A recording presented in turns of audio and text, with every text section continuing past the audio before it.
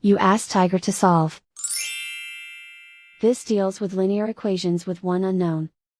The final result is d equals 15. Let's solve it step by step. Group all constants on the right side of the equation.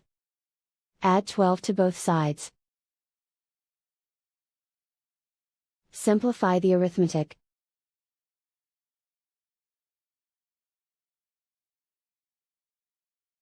Isolate the d. Divide both sides by 2. Simplify the fraction. Find the greatest common factor of the numerator and denominator. Factor out and cancel the greatest common factor.